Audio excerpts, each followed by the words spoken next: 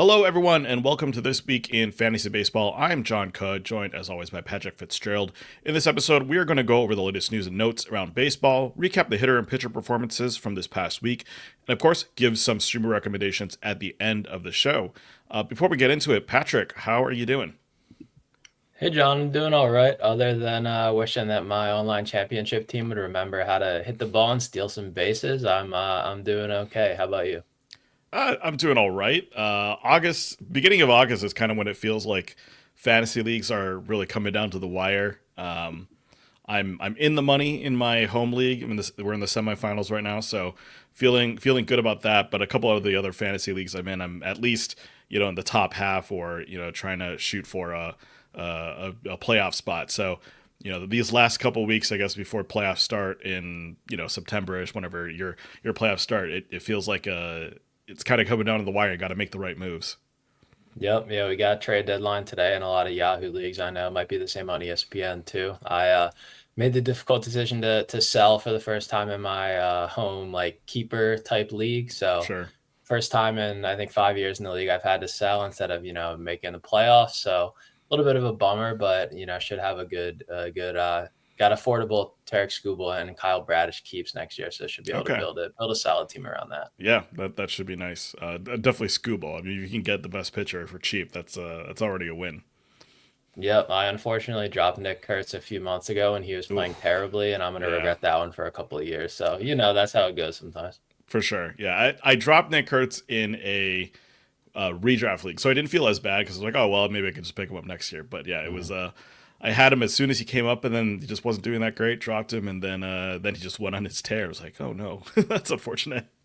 Yeah, the timing was it was uncanny. Yeah, just brutal. Well, anyways, before we get into the rest of the show, just a reminder that you can follow our podcast on Twitter at ThisWeekPL. You can send us your fantasy baseball questions to our email, thisweekplpod@gmail.com. Lastly, make sure you subscribe to or follow the podcast on whatever streaming platform you listen to. Again, we're on all of them: Spotify, Apple Podcasts, YouTube. Wherever you listen to your podcast, make sure you follow us and leave a 5-star review if you enjoy the show. All right, we are going to start with injury news, and thankfully there's not a lot of updates, but that's kind of because there's a lot of people who are just out for season at this point, or the teams are pretty slow in getting the back. So there's not a whole lot of fun, interesting updates to talk about. But we're going to start with the people who got placed on the injured list, starting with Tyro Estrada of the Rockies. He's on the injured list for a hamstring injury. Jacob Mizorowski ended up on the injured list last weekend after we kind of released our show. He he has a shin injury, but he should be back basically just after missing 2 starts. So don't know if this is Milwaukee just trying to save some bullets for Mizorowski, or if he was legitimately hurt enough to get a stint on the injury list. But regardless, he should be back basically after the minimum. Michael Soroka, really tough one here. Basically traded to the Cubs, and his first start, I believe, with the Cubs, maybe it was the second start, I can't remember. Right shoulder strain, and he could be out for season now, which is super unfortunate. He was having a great season, coming back essentially in Washington. The numbers weren't great, but you could tell like the stuff was still there. But yeah, now it looks like he might be dealing with a pretty serious injury. Nick Lodolo going on the injury list as well, dealing with a finger blister. Not sure when his return is going to be coming back, but hopefully with an injury like that, it should be soon. Tommy Edman dealing with a right ankle sprain. He is going to be out for a bit. And the curse of the Diamondbacks closer continues as Kevin Giggold now is going on the injury list with a right shoulder strain. So, yeah, a bunch of pitcher injuries here. Some a little short term, some a little long term. But, yeah, I guess it's kind of the unfortunate thing if, as we're kind of coming down to playoff time, essentially in fantasy, injuries still kind of can impact your team. Yep, you kind of just got to cross your fingers and hope for the best at this point. The Mizorowski one, don't want to say it's phantom IL, but it is pretty convenient that he, comes up with a minor injury while they're trying to limit his innings. It will give Logan Henderson some opportunity, but it Hmm. doesn't seem like it's going to be, it's going to last more than a couple starts, unfortunately. Ladola, that one's interesting. They're going to have Nick Martinez back in the rotation, but probably only for one start because Hunter Green's about to come back. But what this might do is, buy Chase Burns a little bit more rotation time, with Lodolo out. So that could be nice, give Burns a little bit more of an opportunity to kind of get his ratios down. And then Tommy Edman, it looks like Alex Freeland is going to get a lot of reps. They also got Max Muncy back, so it's a little cloudy in the infield, but a somewhat interesting prospect promoted, but probably not a ton of fantasy hype for this year. But yeah, some interesting, ripple effects, even though there isn't that many injuries this week. Yeah. Well, moving to some maybe happier news. Michael King, he could be returning on Saturday. He threw 61 pitches in his last rehab start. I was kind of remembering how he got hurt, and it basically was reminded he basically like slept wrong, and then he was out for 3 months. So that's kind of how baseball injuries sometimes go, unfortunately. But yeah, it looks like King will be back this weekend. Aaron Judge, kind of the big thing with him is he really hurt? How hurt is he? Ended up spending the minimum time on the injury list. Came back on Tuesday, I believe. Luke Kershaw of the Twins, he came back after breaking his forearm, getting hit by a pitch. Was really good in his first 2 games back with the Twins. I don't know if I'd consider him like a must pickup in like even a 15-teamer. He's still kind of raw. I think he's maybe played 10 major league games so far, but of those 10, it's been really, really encouraging to see, very good speed. He finally hit a homer, I believe on Wednesday, or maybe it was Tuesday, but yeah, intriguing prospect nonetheless. Spencer Arrighetti of the Astros also came back on Monday, I believe, was his return. Was not a great start, but it's nice to see him back on the mound. And as you mentioned, Max Muncy now back from the Dodgers and kind of slots in very nicely to that roster spot vacated by Tommy Edman. Yep, yeah, Bumpy's first start back for Arrighetti. He's a guy where I guess I get the hype around him. He has high strikeout upside, and obviously Houston's great at developing, pitchers. So I understand it a little bit, but I've always had a tough time getting on board. Like the ratio risk seems really real with him. So, I'm always a little bit hesitant to kind of get on his hype train. Judge, great to see him back after the minimum. And then Keishel, yeah, I think he showed a lot of speed in the, week of games before he got hit by that pitch and broke his forearm. So if that sticks around, I think he could end up being a must add, especially because I'm pretty sure in Yahoo he has like first base, second base, and outfield eligibility, even though he's only played second base, I'm pretty sure in the majors, like whatever carried over from the minor league. So he's like a nice, positionally versatile bench piece, even maybe in your shallower formats. Yeah, there's definitely more value there. I have him on the injured list in the ESPN league, and he only has second base eligibility. So it's a little tough to kind of, make a decision to just, keep a guy on your roster, essentially, who just only has second base eligibility. But it is a position that isn't very good. I just have Nick Glaber, so it kind of is working out right now for me to not have to fill second base on that team. Yeah, sometimes I don't know where Yahoo comes up with their stuff from. Like I have Marcell Ozuna in the league, and he has outfield eligibility, even though he didn't play a single game in the outfield last year. Like I don't know how they come up with their stuff, but I'm not complaining. Yeah, exactly. It's a little bit more fun to play with that eligibility if it's available. Yeah. In some other injury news, both Hunter Green and Jamison Tyone likely need one more rehab start before they come back to the majors. Chris Sale, he faced hitters in live BP. Atlanta manager Brian Snedeker said probably one rehab start before he returns as well. He's coming back from a broken rib, I believe. So, everything mechanically is fine for him. It's just, kind of healing from this situation. Bryce Miller had 65 pitches in his last rehab start, likely one more outing before he's activated. Zach Eflin of the Orioles, I believe he got some form of injection, so there's currently no timetable for his return. And Jackson Churio of the Brewers, he's looking to return in 2 to 4 weeks. He, was on the IL, placed on the IL last week. So maybe sometime like late August or mid to late August is probably when the Brewers expecting Churio to return. And then finally, Cade Cavalli back in the majors for the first time since 2022. Had a nice little start, 4.1 innings, 6 strikeouts, 3 hits, no earned runs. Kind of notable for him. Just was a little bit of was a top prospect a couple of years back, but just kind of dealing with injuries and a slow comeback from that. But nice first start for him. I don't know if it's a ton of value for him, obviously playing for the Nationals, but nonetheless, it's nice to see him come back and actually have a decent outing. Yeah, the results are kind of uneven in AAA for him this year too, so I would stay away for now. But yeah, I think the biggest takeaway here is Sale. It was kind of radio silence on him for almost like a month or so after the injury. So it seemed like, obviously Schwellenbach almost definitely out for the season. And then it seemed like Sale, like maybe he would come back, maybe he wouldn't. But now it seems like we might get, a month out of him or even more. So that's pretty big. And then, yeah, Bryce Miller, he's actually about to start his rehab or his, final rehab start tonight. So we'll see how that goes. He should be back soon. Yeah. Hopefully Bryce is back in a good way too. We've been talking about Seattle Aces pretty much this entire season. And I think Logan Gilbert's like finally coming back to form. George Kirby is still kind of about the same, where he's been all season, like just decent but nothing super awesome. But yeah, Bryce looked good at least in his outings, just sandwiched between all his injured list stints. So yeah, it would be nice to see him come back and healthy finally. Yeah, still a good play at home games. Probably he has really big home road splits like a lot of the Seattle pitchers. But if his first start back is at home, it might be worth throwing a dart. Mm-hmm. All right, well, we are going to move on to player performances, starting with Friday, August 1st, and who we have starting off with the batters. Yep, we got one of the hottest hitters in baseball right now. Kind of improbably if we had told you that a couple months ago, but that's how the game goes sometimes. Justin Havelock's hitter recap was Vaughn of the Dead, which is of course a shout out to Andrew Vaughn, who I will be talking about. So he went 3 for 5 with 3 runs scored, a home run, and 3 RBIs. Just kind of continuing to mash. This was his 11th homer of the season, and his 6th since joining the Brewers, but I believe he's up to 12 now. Exit velocity up big, 94.4 miles per hour. Plus 2.9 miles per hour from his stint on the White Sox earlier this year before the trade. Barrel rate up to 18%, which is almost a 5 percentage point jump, and the hard hit rate up to 58%, which is almost a 10 percentage point jump.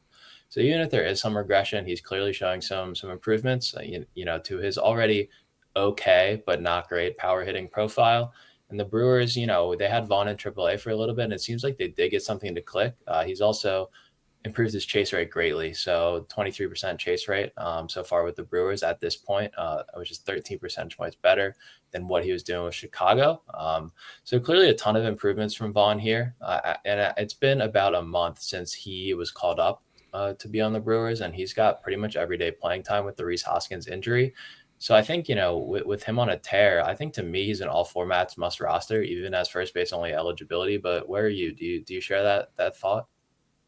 Yeah, I actually picked him up in my 10-ish teamer last week, just because he just been doing so well. I mean, I already had I already had Vlad at first base, but the open util spot, and Vaughn's really mashing, and just doing really well. Just because I mean, the nice thing for him is that he's really a 4 category contributor, right? Like the average is a little bit low. It's not great, but it's good enough that, and if he's mashing, he's going to get he's going to get runs, he's going to get RBI. I think there's just something there, and especially with just how weak first base is as well. If you don't have one of the, let's just say like top 5 guys, and like Naylor, Alonso, Vlad, right? It's definitely worth a shot to like pick a guy like Andrew Vaughn and just see how he does for the rest of the season. Yeah, I'm with you. I think he should be owned everywhere if he's not already, which he probably is. It's actually interesting because, obviously he's had a kind of a few seasons of mediocre production, and then this year was really bad with Chicago, but he had actually made some really promising improvements, like in terms of strikeout rate, and then he was pulling as many balls in the air, like career high pull air rate, and he was just underachieving his expected stuff by like a lot. So it's funny to, see him. He was having like probably the worst season of his career, gets sent down, gets traded, basically a cast off, and that is just going off, even though I don't think he actually like got worse. I think he was just hitting into a lot of bad luck. So it's obviously shocking to see the level that he's going at right now, but it's also kind of funny to see that, clearly the changes that he made worked. And obviously he's a guy with a lot of pedigree. So, kind of like Spencer Torkelson, like you thought maybe he could get back to a level, where he is a pretty solid hitter. Yeah, one stat doesn't necessarily explain everything, but this season his BABIP is 263 compared to his career average of 287. So 20 points there is pretty big, right? That's a couple hits there, a couple hits there. That brings your average, your average could be in the 250s, 260s, and instead his season average right now is 244. Obviously, it's better with Milwaukee, so the numbers there are a little bit better. But like you said, all those metrics look really good, right? The hard contact rate, he's doesn't have an insane strikeout rate. Like the pull air rate, like you mentioned, like that's pretty solid as well. His line drive rate's up this year, which really isn't necessarily a thing you can control, but it is nice to see as like one evidence that like maybe something is working for him as well. But yeah, I mean the numbers just the even though the real stats aren't necessarily saying that stuff is looking good on the season as a whole, right? The underlying stats look really good for him. Yeah, so maybe the batting average is a little bit better. The actual true talent batting average is a little bit better than, what he's shown so far. Hmm. So on the pitching side, another I guess Vaughn's still a young guy, so another young guy on the pitching side. Nick's SP Roundup was the real Slim Brady, which is a shout out to Brady Singer. He did have a great outing, but he had a poor outing tonight against the Pirates, and I feel like he's just kind of off our radars. Kind of a ratio risk at this point for our shallower league. So I'm going to talk about Cade Horton. He went against the Orioles on this day on Friday the 1st. He got the win. 5 scoreless innings, 2 hits, 3 walks, only 3 strikeouts, 7 whiffs, but a 34% CSW, only 71 pitches, so they are limiting him a little bit. He was able to get the win in a pitcher's duel against Trevor Rogers. There was nothing kind of overwhelming about Horton's performance. Mixed in a good amount of sweepers to righties. Changeups were not super competitive out of the zone, or they were well spotted, kind of backdoor in the inside corner. Horton's a guy who doesn't have a traditional four-seamer. He kind of has a little bit of a cut ride four-seamer that he sprays a little bit. Nick has kind of been in and out on Horton. He thinks he has a decent floor and, obviously pitching for a good team, but he doesn't have super high strikeout upside. So Nick kind of sees him as a decent Toby. He slots in 67th on the list right now. And then he had a really good outing against the Reds after this. I believe he went 5 2/3 scoreless with 6 Ks and only like 2 base runners. So Horton has really been stacking a lot of solid outings lately, and we have a tough decision coming up with him. I couldn't put him in my streamers because he's too high rostered, but he's got a 2 star that has 1 great start and 1 tough one. It's at Toronto and then home against Pittsburgh. So has Horton been good enough in good enough of a groove that we're just rolling with that, or are you a little bit scared of Toronto? I think I'm a little scared of Toronto. Like, they just had a great series in Colorado. Granted, they were in Colorado, but like everyone was mashing. And it's not that Cade actually has like a home run issue. His home run per 9 this year is 0.79, so very good in terms of that. That sort of power suppression. Ground ball rate's pretty decent, 48%. Fly ball rate's only at 21%. So there's something that could be said there about that he could maybe handle those Toronto bats. I think the really annoying thing is just the pitch count. He got to 67 pitches today, and then they pulled him before getting the quality start there. He did get the win, which is great.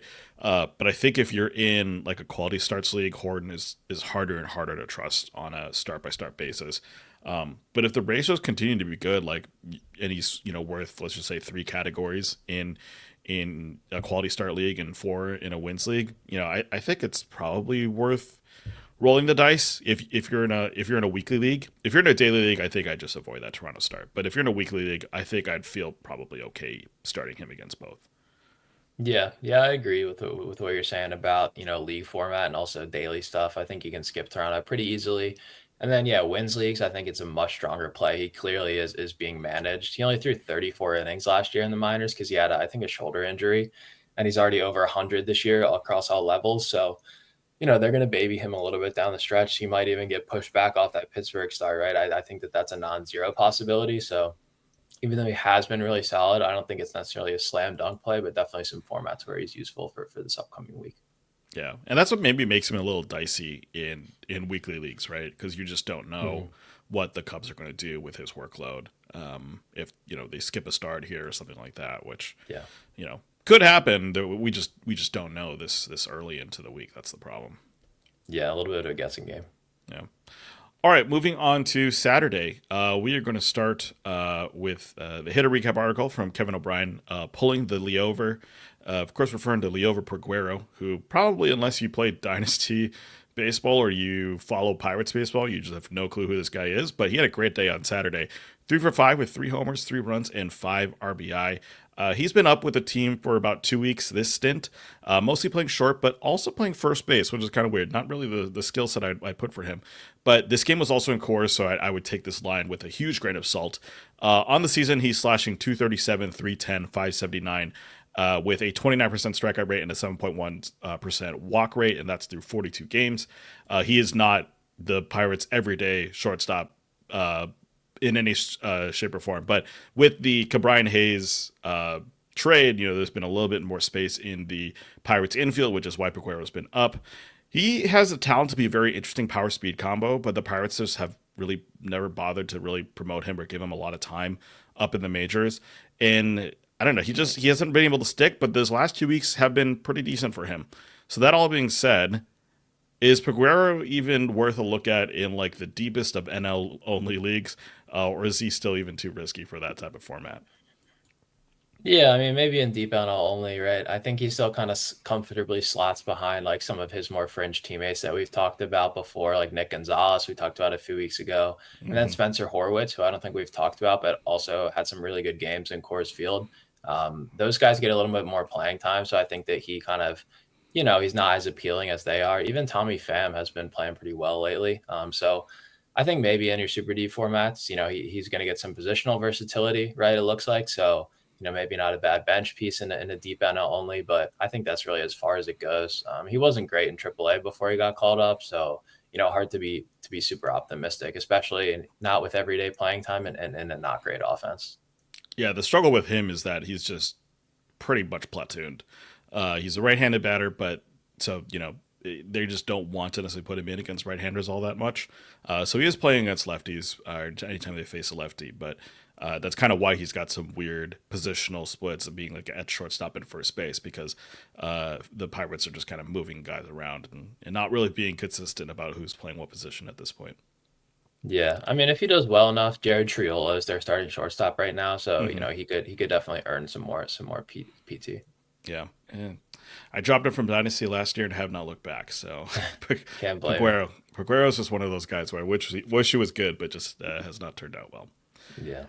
All right, well, moving on to the pitcher recap article. Thanks to Nick for the SP Roundup. Snell Bottom Blues.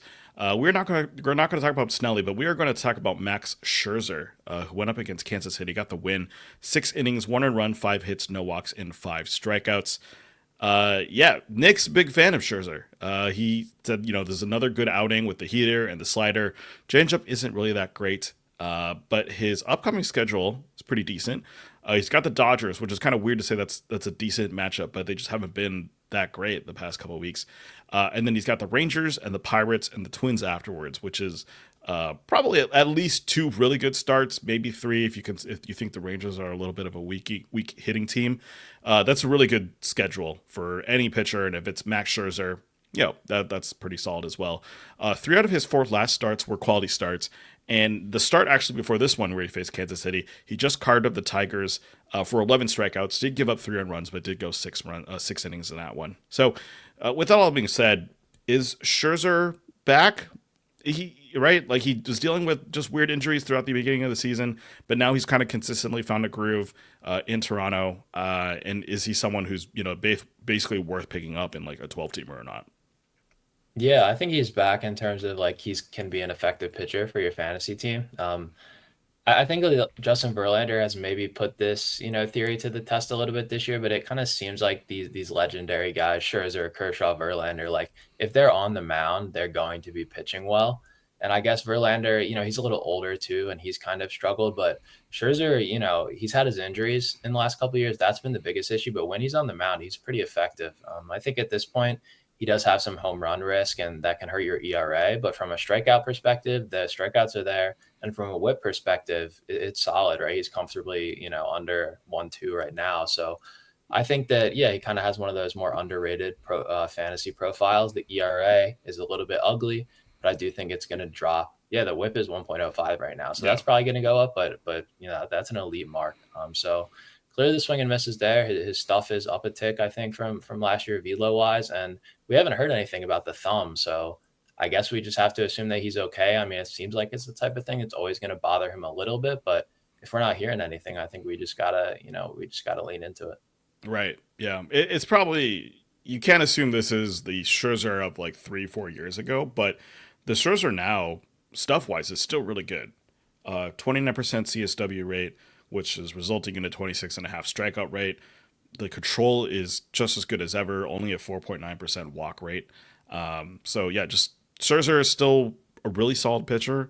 He just kind of was shaky at the beginning of the season, probably just due to injury and you deal with that thumb that you mentioned. But yeah, now that he's back, it does seem like there's at least some sort of consistent success with him, and you can usually expect probably a quality start out of him. The ERA is still a little suspect, but yeah, everything else looks pretty good. Yeah, I mean his numbers across the past 2 years before this, comes out to like a 3.8 ERA, 1.13 WHIP, and a strikeout an inning. That's a back end really valuable fantasy starter. So you take that. Yeah. So on Sunday the 3rd, Johnny Gordon, his hitter recap was 2 for the price of 1, which is a shout out to Bryce Terang, who had a power binge 2 home run game kind of out of nowhere on Sunday. I'm going to be talking about another promising young hitter, though. That's Colson Montgomery of the White Sox. I believe he's shortstop and third base eligible. Came up as a shortstop, but playing a decent amount of third base right now. Just got promoted. He went 2 for 4 with a home run, a run, and 4 RBI. And Montgomery's haters coming into his promotion, they were pointing to his bad stats at AAA. Expecting that he would get have a lot of struggles once he got called up. I think he actually spent some time on the development list in AAA, so they kind of reworked his swing and took a break, and then he kind of took off and got promoted. And he's kind of just hit the ground running. He's got called up after the All-Star break, and he's been a great player for the White Sox in the last few weeks. 7th home run in 11 games came on Sunday. I believe he's added another since then. He's now up to 24 RBI on the season and is consistently hitting 5th every day in the order. Johnny's saying buy in Dynasty and buy in redraft as well if you need corner infield or middle infield help in 12-team leagues. Clearly, he's showing some power, but, I'm a little tepid. I'm a little worried. Is this kind of a heater, or do you agree that we should buy in a little bit more? Well, he doesn't have great home run numbers in the minors. His number one year, I guess, was 2024, where he hit 18 homers in AAA. So being at 8 already in the majors seems like a little bit of a high watermark for him. That being said, it's also the White Sox lineup. So unfortunately, the rest of the counting stats are probably going to be coming a little bit few and far between. I don't know if I'd grab him in 12 teamers. I think 15 makes more sense for him. If you need someone with that type of position eligibility in a 12 teamer, maybe I could see it making sense there. But to me, I think I'd maybe cool off a little bit. The power binge is nice, right? But it's still like essentially 4 homers in 5 games is kind of, I should say 5 homers in 7 games is kind of what really has been contributing to the numbers here. Is that sustainable? Probably not. But it does show that maybe he does have some power in his makeup, even if we haven't seen that in the minors. Yeah, it's a tough case. I think if you're adding him in a shallow league, you just keep a super short leash. I don't think that means that you should just ignore him, but he could go in a big slump. It's hard to judge. It's hard to judge prospects at all. And one thing we look at is their minor league track record. But when you have someone who got basically pulled out of games for a couple of weeks to work on their swing and then came back and started playing really well, it's a question of like, how heavily do you weight what they were doing before compared to what they were doing after? Because he has an 82 WRC plus in AAA, and he hasn't had an above average minor league hitting season since 2023 when he was in high A and double A. So it's like, I want to be worried, but at the same time, he has high prospect pedigree and maybe he unlocks something. I do think that the batting average floor with this new kind of power heavy approach he's leaning into is pretty low. He's hitting 245 and dropping. So it might kind of be just a lot of power in the profile. So you kind of just got to know his limitations a little bit. Yeah. I mean, 24 RBI in 27 games is still pretty decent, right? Like that's a pretty good number. Even on this weak White Sox team, right? Like they're not like that weak. They're not historically weak like they were last year, right? So it's not that down of an offense, comparatively speaking. So he could still have some value, right? If you're just looking for some homers and some RBI, and you're okay with dealing with the lower average, like yeah, it could be worth a pickup. But I agree, keep him on a short lease if you do have him on your team. Yeah. I mean, his swing strike rate's pushing like 18%. OBP leagues, I think you got to stay away. Like the floor there is just too low. Yeah, absolutely. On the pitching side, on the third, it was Carson Wisenhunt was next cover boy on the CW this week was the SP Roundup title. But I'm going to talk about someone who's just been on a great run lately, and it continued on Sunday. It was his second start of the week for Lucas Giolito, and he got the win against the Astros. He went 8 innings, 1 earned, 3 hits, 1 walk, 4 strikeouts. So great whip game, not a lot of Ks, 9 whiffs, 22% CSW on 103 pitches. And despite not having his best velocity and fastball, Nick notes that he did locate well enough, and Koufax, meaning, good BABIP, took care of the rest, even at home in Fenway. Schedule's a little bit rough coming up. Looks like it might be at San Diego, home against Miami, and then at the Yankees in Baltimore. But it kind of seems like Giolito's in such a good run that you might just have to roll with it. I have him in a couple leagues, and I nervously start him or I sit him and then I regret it because it just seems like the strikeouts aren't there. You look at PLV, you look at Stuff Plus, you look at ERA estimators, whatever it is that you like to look at for pitching, like they all suggest that he's more of a low to mid fours ERA pitcher than the 3.6, whatever he's got going right now. So it seems like it's only a matter of time when the regression gets to him, but like it hasn't come yet, and he keeps spinning solid outings like this. So I'm like just a little bit. I don't know which way to go, but I feel like you kind of just have to until he burns you. I think you gotta start the guy, I guess, right? Yeah, and we talked about Giolito earlier in the season. We just kind of said like his season's got to go the way his changeup goes, and yeah, his changeup's actually been awful, and and he's been fine. The changeup this season only a 14% swinging strike rate compared to 2023 was at 18%.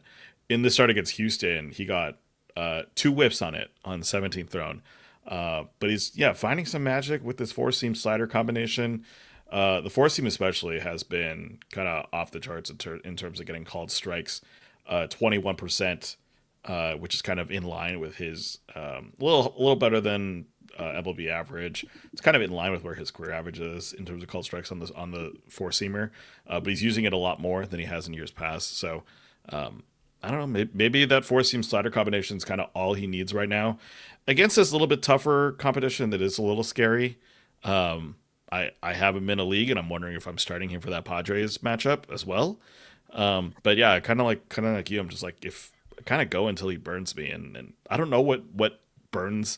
I don't know how bad it needs to get for me to drop Giolito. I think that's the one problem. He didn't have a great start against Philly, but I also was not thinking that was going to be a start I was going to put him in against. So maybe a slightly weaker team like the Padres, which are still really good. It's probably worth still putting him in for that one. Yeah, he's been like my number one headache on my OC team. I first I think I added him and then he killed me and then I dropped him and then I added him back and he had a 2 start week and it wasn't like great matchups and I was too scared to start it and I didn't and he had a great week. And then last week they hit us with a surprise 2 start. He went Tuesday and they Yep. had an off day and they sent Richard Fitz down in the middle of the week. So Giolito got 2 starts, even though he wasn't scheduled for 2 starts. And I had him on my bench because I thought he was only going to get 1 start. And it's just like he throws this gem on Sunday, and it's like Yep. just throw your hands up. What can you do? Yeah, I was in the same boat where the league I have him is an ESPN league, and we're limited to it was a 2 week because it's the playoffs, so it's 2 weeks, so we're limited to 20 starts. So I hit the limit on Saturday, and then I was like, oh, Mm, Giolito's going on Sunday, so I don't even get his stats for this. And of course, he just goes right. out and has like one of the better starts of the season for him. So I was a little frustrated by that, but at least it was like, well, he's doing well against Houston, which did not look good at all this past weekend. So there's that. But nonetheless, yeah, it's a little frustrating. I'm kind of with you on how much of a headache he's kind of been in trying to figure out is he worth keeping or not. Yeah. All right, well, moving on to Monday. Speaking of Astros, thanks to Christian Oddman for the no Pena, no gain hitter recap article. Of course, referring to Jeremy Pena, who just recently came off the injury list. Definitely good timing for the Astros because they were struggling in the infield. But we're not going to talk about. We're going to talk about a different AL shortstop, specifically Bo Bichette, where, like we mentioned, Toronto and Colorado was just homers galore. No defense to speak of whatsoever. Just homers left and right. And Bo Bichette was a big part of that. 3 for 6, 2 homers, 2 runs, and 6 RBI. He might never reach that 30-30 potential that he flashed in 2021. I think he's at 4 steals this season, but he's been a decent contributor nonetheless. I think he was a little bit slow to start the gate, but he's definitely picked up as the season's gone on. Currently, 16 homers, 58 runs, 78 RBI, slashing 310, 340, 475. Walks aren't great, but the average is pretty solid. The line in July was especially interesting: a 357 average, 400 OBP, 541 slugging slash line.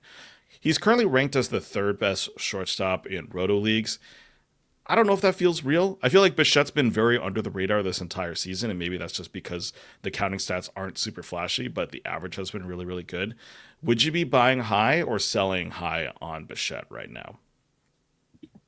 Yeah, I don't think I would be buying high, but I'm also like not trying to get out from under this any way I can. If someone's reluctant to pay full price for Bichette, buy him as a top like 5 or 6 shortstop and get that, the return that's comparable with that. I think you just hold it and let it ride. I actually traded for him maybe like a month ago or so, I traded Corey Seager for Bo Bichette and Dylan Cease. I was interested in the kind of the buy low on Cease there, and I thought Seager would turn it around, which he has, but wasn't 100% certain it would happen. And Texas offense is kind of mediocre, but I mean, Bichette has been kind of the win of the trade, not even Cease. He's just been incredible. He's hitting cleanup right now, which I feel like is not somewhere he's really historically hit in his Blue Jays career. Maybe that will change when George Springer comes back from his concussion, but Toronto's scoring a ton of runs and he's right in the middle of it. So the RBIs have actually been better than the runs, which I feel like is a little bit unique for Bichette, but I think you just roll with it. I think he's not going to steal a lot, right? The speed seems like it's not really a fantasy factor with him anymore. But I think that in his offensive context, the batting average and then the counting stats are enough. He's not going to have crazy power, but he's definitely doing enough, to contribute in that department. So I don't know if he's going to end up in the top 3 in shortstop, but I also don't think, this is like a complete unsustainable stretch that you need to run away from. Yeah, like it was a really good July, right? That really did happen. But the other months have been pretty solid as well. So it hasn't just been like he's been really good because of one good month. He's been pretty consistently decent the entire season. I think he just started out really slow. And I think because of that, he got kind of, put off a little bit of some of the radar of fantasy guys. But yeah, he's doing better than Turner, Story, Lindor, Gunnar Henderson. I mean, that one's a little bit of a cheap one because Henderson was hurt for a month, but Only a little bit though, but yeah. that's true. It wasn't that long, but yeah, but Bichette's been outperforming all those guys, and it's kind of impressive to see that, especially from a guy who was like a top 3 pick like 2-3 years ago, and then just absolutely crashed down to earth. And yeah, he still has some fantasy value now, which is impressive to see.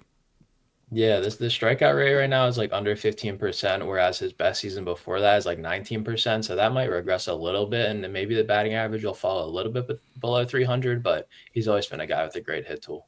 Yeah, and we only have 2 months left of the baseball season, so it's like how much can he truly regress at this point? That's true. All right, moving on to pitching. Thanks to Jason Bourne yesterday, the SB Roundup article from Nick.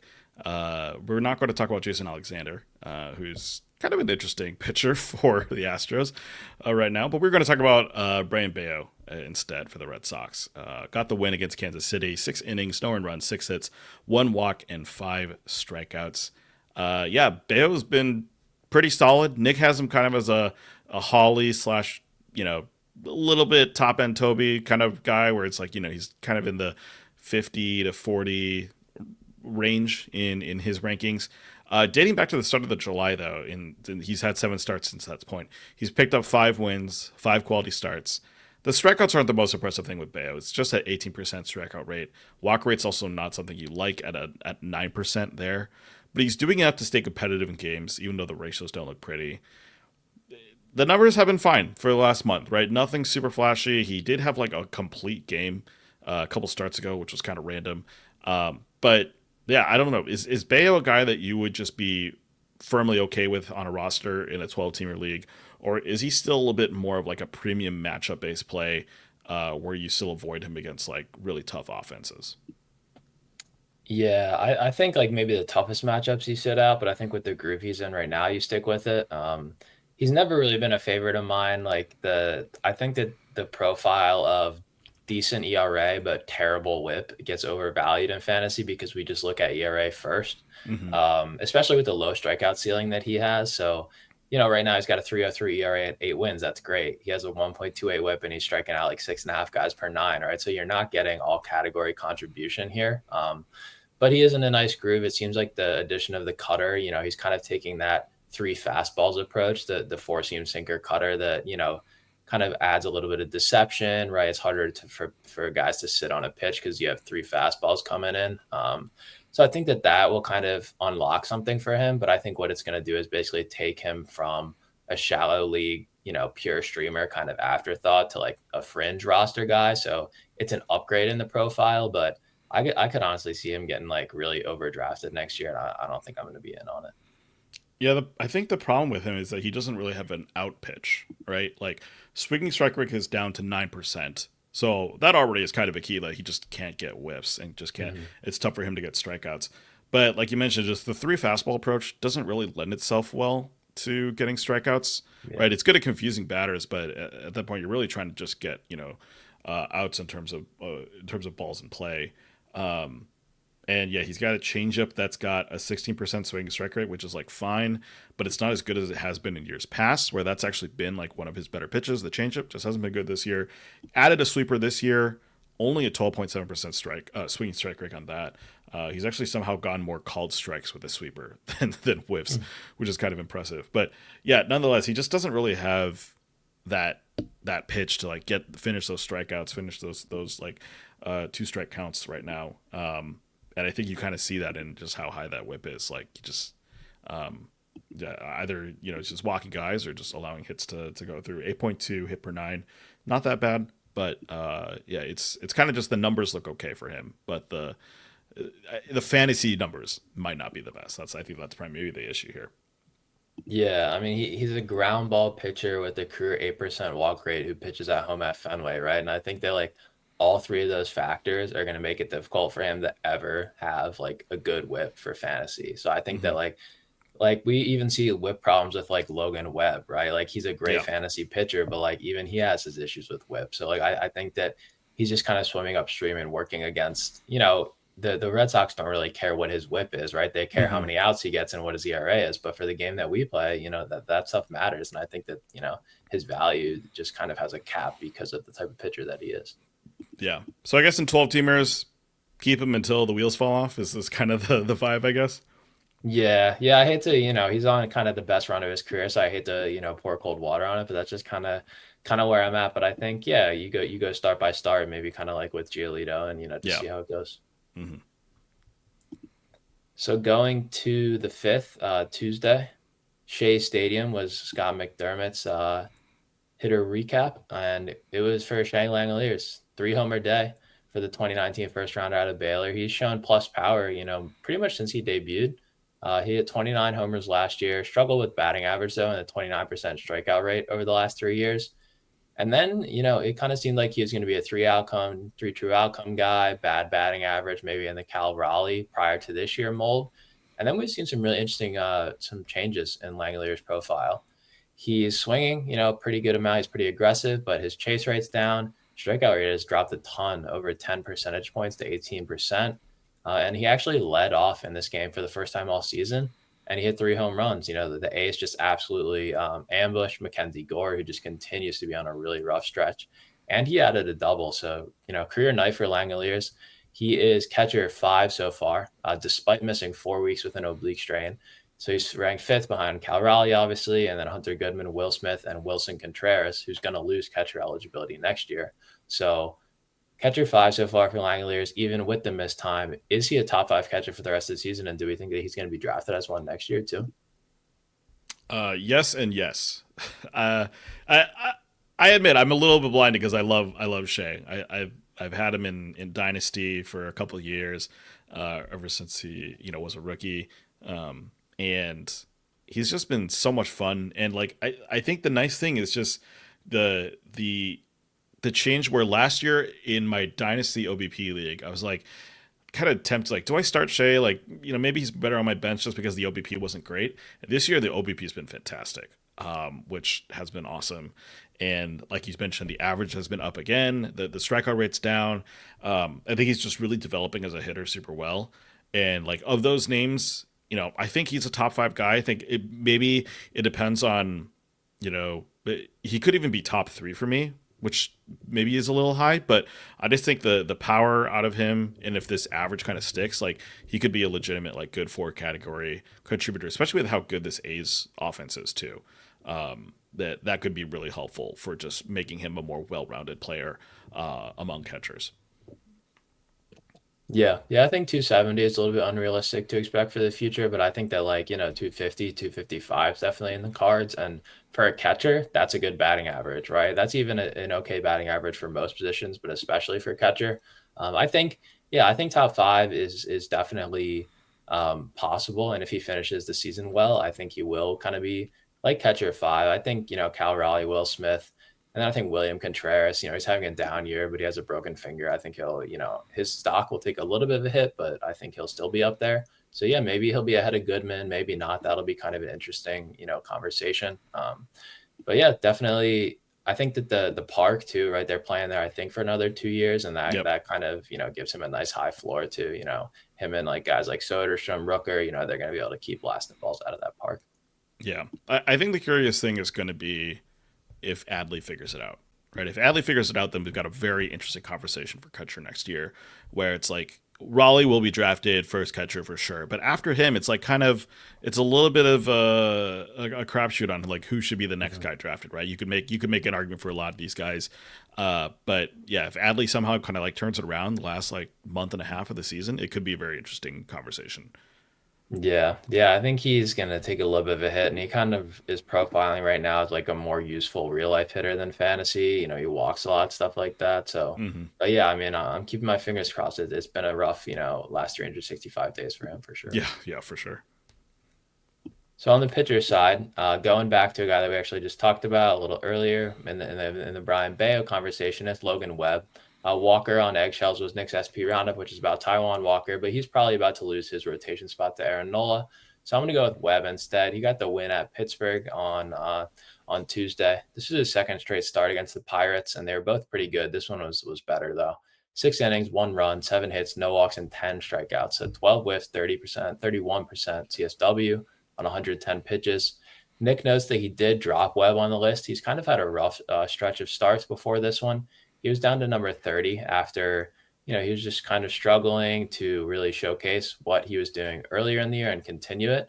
But the sweeper in this one went 10 out of 27 called strikes, which Nick was really happy to see. And he's looking for a Webb to do this one more time so he can kind of push back towards the top 20 on the list. Webb, it's kind of been interesting because this year he's posting pretty much the same ratios that we're used to from him, right? We talked about how he's a whip risk, but he usually has a ERA in the low threes, which is great. 1.25 whip it's come with though, which is not ideal. But I think if you haven't been paying close attention to him, you won't realize how much the strikeout rate has gone up. He's striking out 27% of hitters right now with a career strikeout rate of 23%. And last year was only 20.5%. So big change in the strikeout department this year for Webb, even if he hasn't necessarily been a more valuable fantasy pitcher because of the whip. So I'm thinking maybe we could get a discount on him next year. I don't know if you would be in, like let's say he goes, I don't know, like pick 60 or something like that. Like that seems like a really intriguing price to me. Yeah, I think Webb the skills are still very much there. I think that strikeout rate going up is like very interesting. Uh, Mhm. 'Cause it was at 20% last year. It's now Yeah. you're at 27%. I have an interesting theory, and I'm looking at basically two numbers. His BABIP last year, BABIP went up from 316 to 354. Mhm. His starting shortstop, Willie Adames, has a -9 DRS this season. Jeez. I'm curious if those two things are correlated at all. It gotta be. Because again, like Webb is one of the most prolific ground ball pitchers, right? He's almost always at the top of the league in terms of ground ball rate. This year it's a little bit lower at 54%, but the two seasons before that he was, in 60%, 63% in 2023. So for a guy who gets that many ground balls, if the defense behind you just isn't as good as it has been in years past, like your numbers are just gonna not look as good, right? Your BABIP's gonna go up, um, and I think maybe that's a reason for what's going on right now. I think I still fully believe in the skills. I think the strikeout rate going up is just kind of good evidence of that. I think he's getting a little unlucky with the defense behind him. Yeah, it's weird because I feel like Adamas, like it wasn't a part of his scouting report that it was like he's kind of iffy to stick at shortstop, like someone like Bo Bichette or like Trey Turner, right? Like he was considered to be a really solid shortstop defender.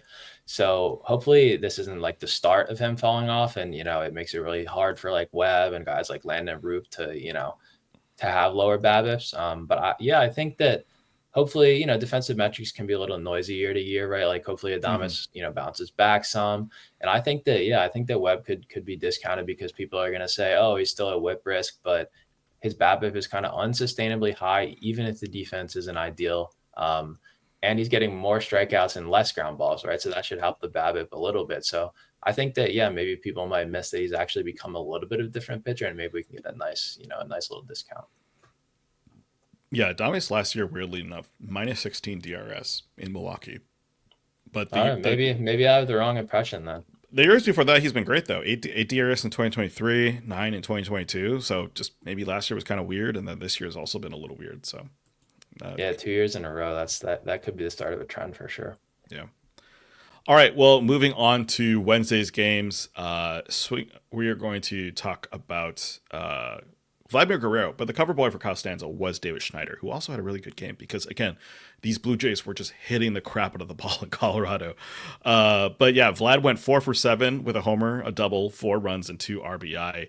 Yeah, the Jays put up 20 runs in this game, which is kind of funny. But yeah, Vlad was great, 4 hits, as we mentioned, his 18th home run of the season. The power's been a bit down for him this year, but he's still a tough out as he just really good average, really good OBP. He's had 6 homers in the last 30 games, which could point to maybe a little bit of an increase in power over the next 2 months. Alonso obviously has all the headlines in terms of leading first baseman in homers. Vlad, to me, still is very much kind of the most complete first baseman in terms of just how many categories he services. You could argue that maybe Josh Naylor with the steals is also really, really solid. Vlad's currently slashing 296, 398, 481. So really like the one number that's lacking there is the slugging. It's just because he just hasn't hit that many homers. To me, Vlad is still, easily top 3 guy, right? If you're going to say your top 3 are Vlad, Naylor, and Alonso for this year. But is he right now the clear-cut top first baseman in terms of fantasy? Or is it still just kind of a bit murky and just kind of depends on what you like more? Do you like steals? Do you like homers? Do you just like average? You could kind of pick between those top 3 first basemen. Yeah, I mean, I think it's definitely close between him and Pete Alonso. Like Vlad's kind of doing it with like the Freddie Freeman, path to success, right? Like which is a really non-traditional first base profile, but still awesome.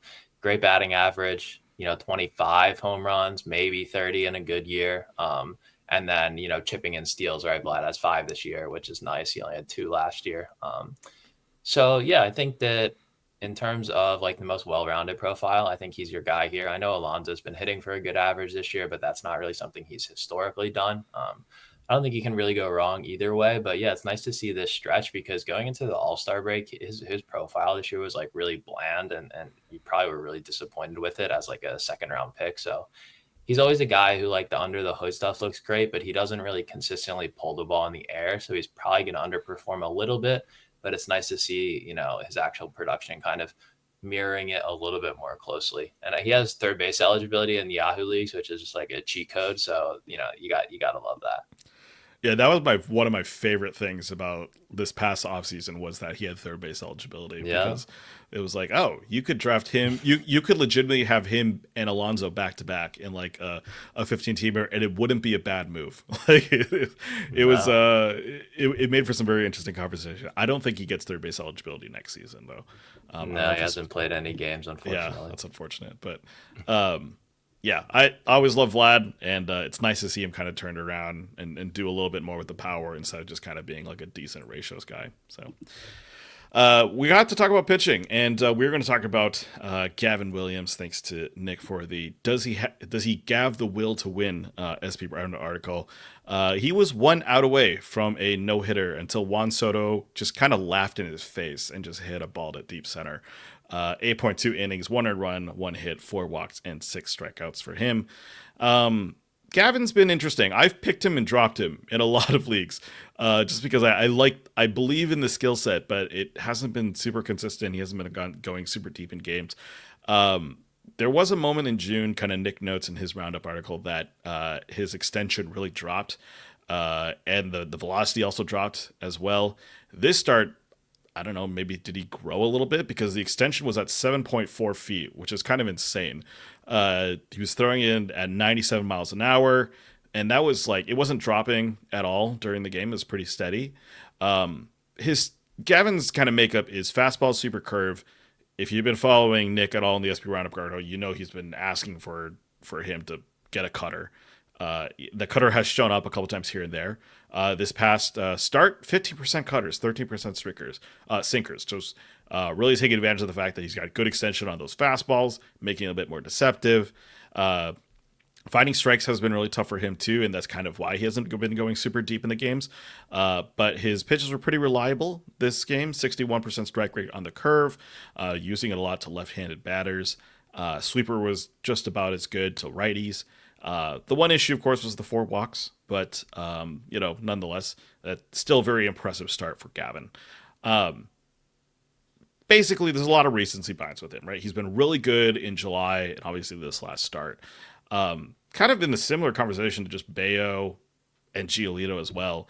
Is Gavin a guy that you just kind of ride until the wheels fall off, or is he kind of firmly someone who you stick on your roster even if a bad start comes?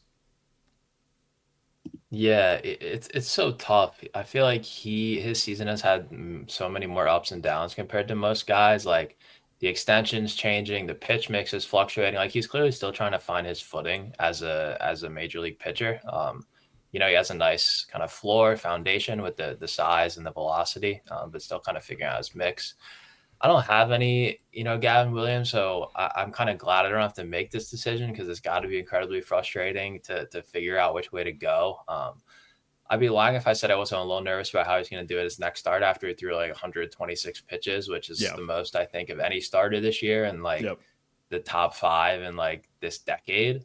So I might be a little worried about the next one. I think he does get an extra day of rest at least, which is nice, but yeah, I don't know. I'm a little tepid on Williams. I think this is another guy where the whip is really bad.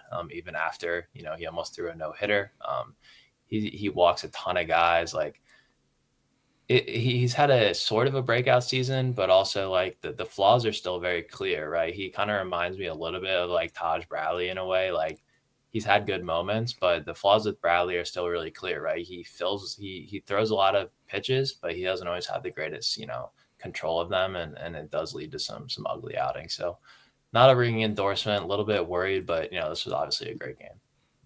Yeah, I definitely agree in the fact that you don't start him next game. Like, there's just a historic precedent that you never start guys after they throw like a near no hitter or go 9 innings because it just never turns out well. But yeah, his stuff always just looks so good, but it just can't put it together, right? Like, it's kind of surprising that he only has a 23% strikeout rate. Like, I would expect that to be higher for someone like him. But I mean, even in this game, 8.2 innings, but only 6 strikeouts. So it's kind of tough where he's like, a fine pitcher, but not someone who's like maybe great fantasy wise, which is a little unfortunate. But Yeah, I mean, like he has a career 11% walk rate. Like, how many starting pitchers have had consistent success with that kind of walk rate? Like yeah, Hunter Green before this year, right? Like Nolan Ryan. I don't yeah, really know. But obviously Hunter Green like attacked the zone this year and figured out how to throw strikes and has been tremendous. So like hmm I think that's some type of stuff where like that's in the tank for Williams. It's just so hard to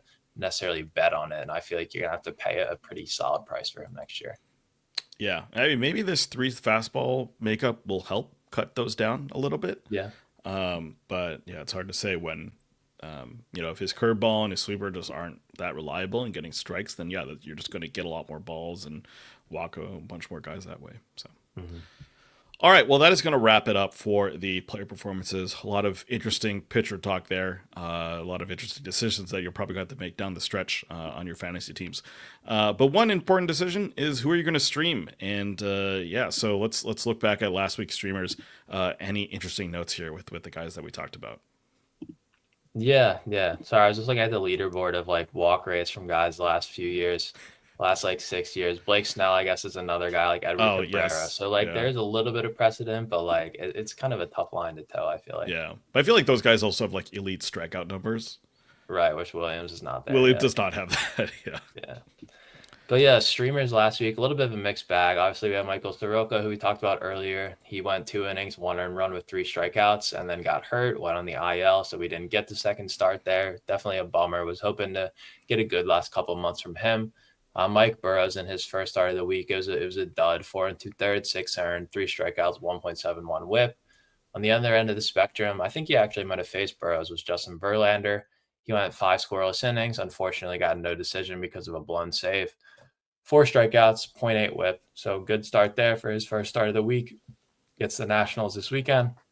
And then Davis Martin, first start of the week, another tough one. 5 innings, 5 earned, 5 strikeouts, 1.8 WHIP. So kind of 1 and 2 with an incomplete last week on the streamers.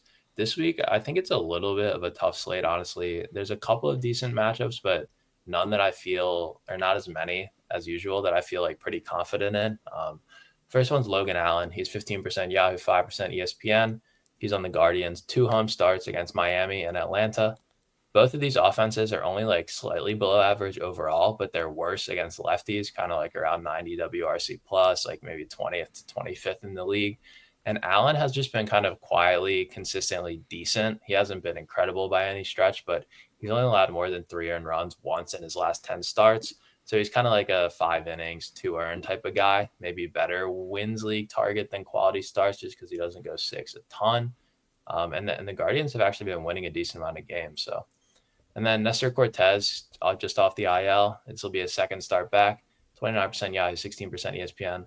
This is one start at the Giants. His velocity was kind of back more in line with where it was last year in his first start back, even though the results were a little uneven.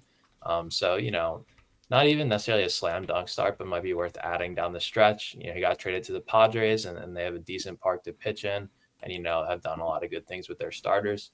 Next one, been featured a ton of times on the streaming article or streaming recommendations this year. Jameson Taillon, 31% Yahoo, 17% ESPN. This will either be his first or second start back from the IL. He's made 1 rehab start in AAA that went poorly. I imagine he'll get another one this weekend, and then he's going to get the Pirates likely next weekend. Make sure you double check the schedule and see how it shakes out, and make sure his rehab start goes a little bit better this time. But, soft matchup, great cheap win opportunity. And then last but not least is Michael McGreevy of the Cardinals, 6% Yahoo, 2% ESPN. So very low rostered. He gets Rocky Road. So this is a pure matchup play and also a ratios play. McGreevy is not a big strikeout guy. Miles Mikolas and Matthew Liberatore are the other 2 guys who get the Rocky Road. But Mikolas gets another start on the weekend. So if you have to, you don't do daily leagues, you probably got to stay away from that. And Liberatore, his velocity, I think, was way down in his last start. So I just didn't want to recommend him. But, Rocky Road is always a decent opportunity. So just be aware of that. Yeah, I just know Mikolas has been throwing up meatballs.